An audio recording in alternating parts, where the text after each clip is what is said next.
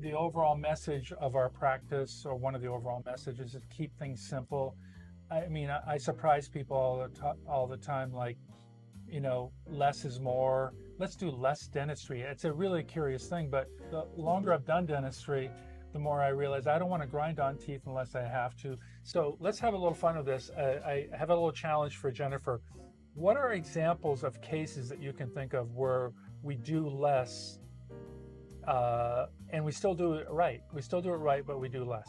If a patient went to a dentist and they said they needed a crown because of decay, we could probably fix that with a filling. Just buy them some time at least.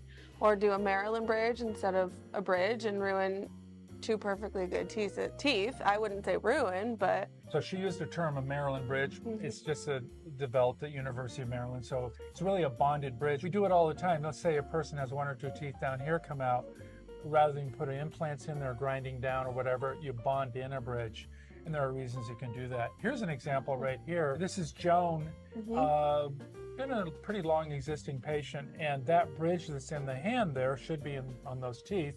We had re-cemented it, right? Yeah, but she came in for an implant consult because she wanted implants or she thought she needed implants instead of re-cementing the bridge. I forget about that she actually asked for it. She actually asked for so implants. So here I want you to take note. This is what I really like about this case here with Joan. She was asking for implants, thinking that those teeth were no good. Right. I won't go into, again, dental radiography here, but those roots are like rock solid roots. I mean, you can't get stronger roots than those practically. So the roots are not the problem. So here's the question. Why would I take out nature's roots and put in artificial roots like these and then make her a new bridge like this to go on those when the roots are that solid? So we checked the bridge. It fit pretty well. There's been a little decay in the back tooth. I don't know if you can kind of tell there's a little dark spot if that's a molar. But we cleaned everything up and cemented it back on really firmly. Yeah. I don't know. How long do you think that's going to last? So she probably could buy a year. That's exactly what I was saying.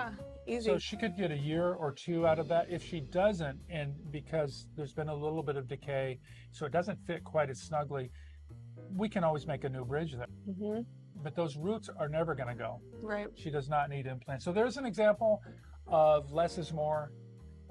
She came in thinking she needed implants, does not need implants at all. We have case after case. We had a case where an old patient of mine, daughter became a dental assistant, went to that office and came in with the exact, or very similar to that, only a longer bridge.